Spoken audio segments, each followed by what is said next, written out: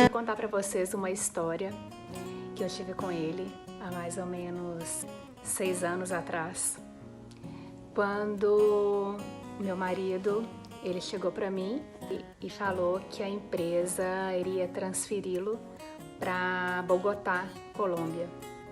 A gente já tinha morado na Argentina, então assim, morar fora do Brasil para mim era uma coisa muito tranquila. Era uma coisa que a gente até queria novamente. Mas quando meu marido falou para mim Colômbia, até na minha própria ignorância de conhecimento sobre o país, a única coisa que veio na minha cabeça foram narcotráfico, os sequestros.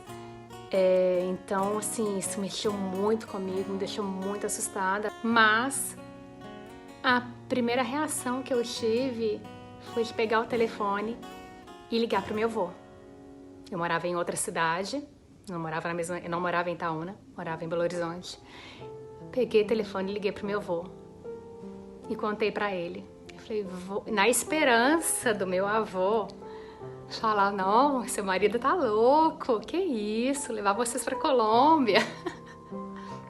Inocente eu, né?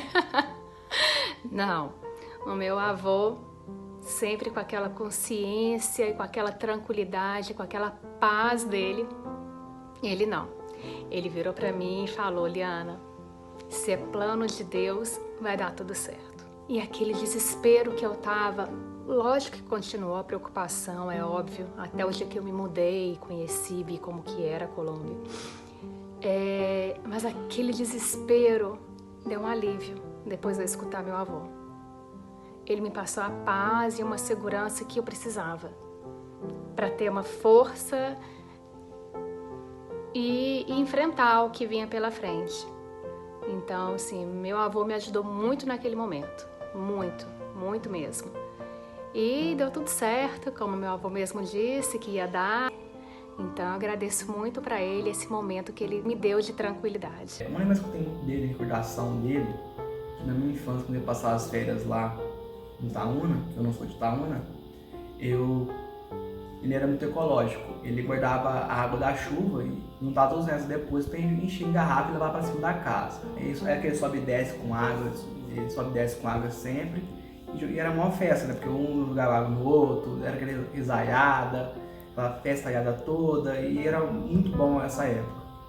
Vai ficar assim marcado na minha memória. Outra coisa que me marcou muito também foi o fato que ele veio de Itaúna para Passos, que é muito distante, para me dar a primeira comunhão. Isso não esqueço, na época foi até notícia de jornal. Eu sempre achei o meu avô Nilo muito ativo, muito acelerado.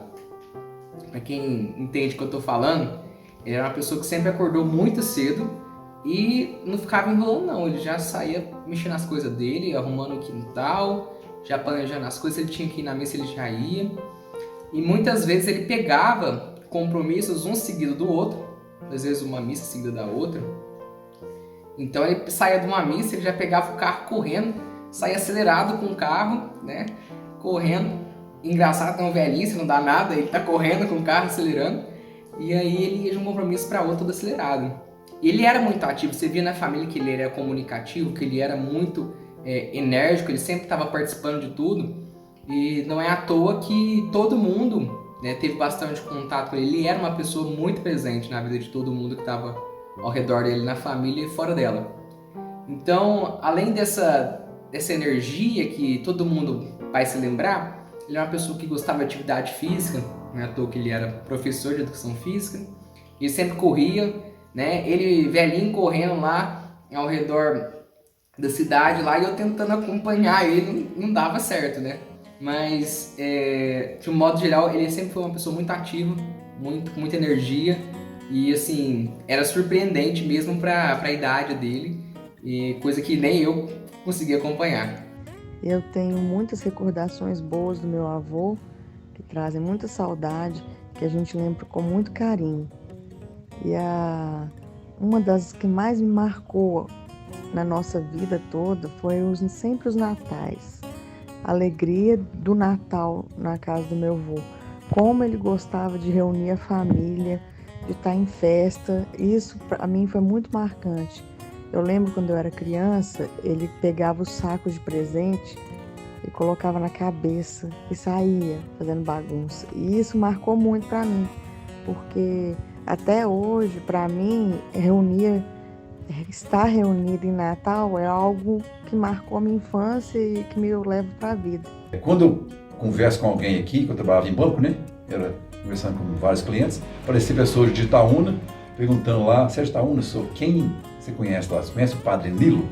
Conhecidíssimo.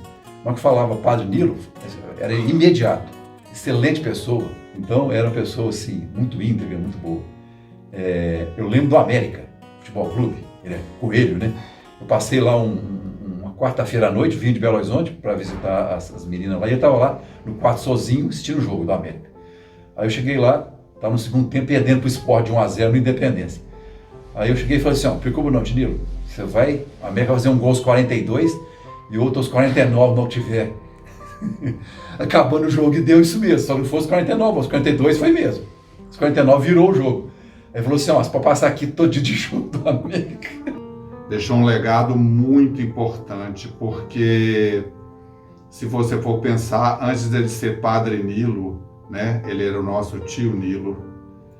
E a gente lembrava muito das vezes que a gente ia para Itaúna, a gente sempre, né, tinha o carinho do tio Nilo. Então,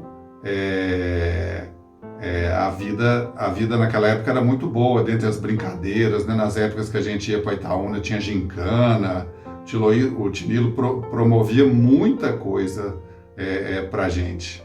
Né? E dentro disso era o professor Nilo também, né? Professor de educação física, né? Que tinha o rigor da disciplina, né? Porque atleta sempre foi disciplinado.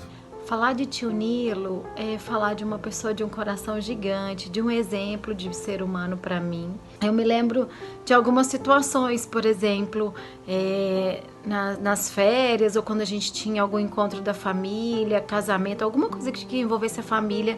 Lá chegava tio Nilo com uma caixa de biscoito Aimoré ou duas, o requeijão da cooperativa de Itaúna, o doce de leite e o pão sovado, isso muito, ou então para cada irmão, para cada, né, família dos irmãos, e sempre muito generoso.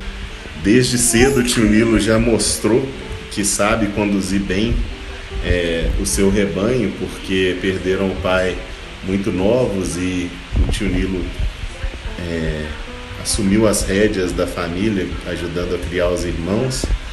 Principalmente meu pai, que tinha uma admiração muito grande por ele, e assim foi com a sua família, com seus filhos.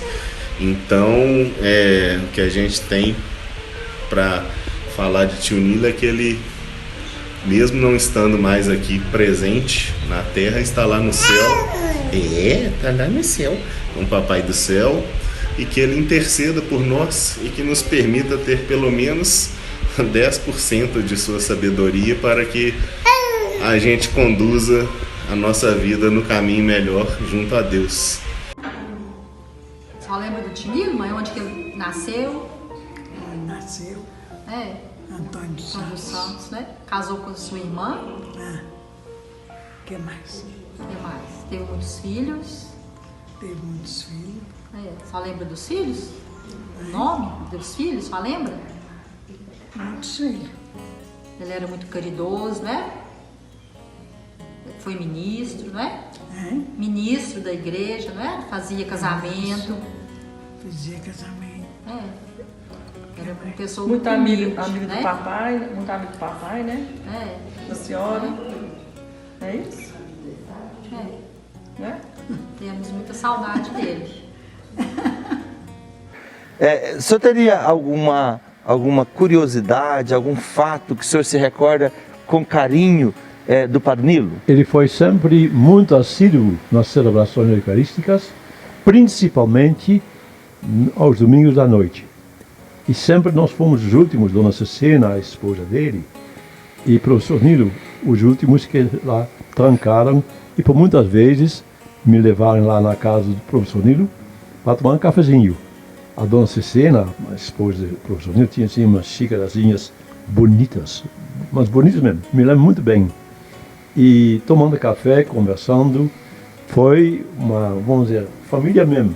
Eu me senti muito bem com o professor Nilo e com Dona Cecena, também uma esposa muito boa, uma dedicada, figura boa.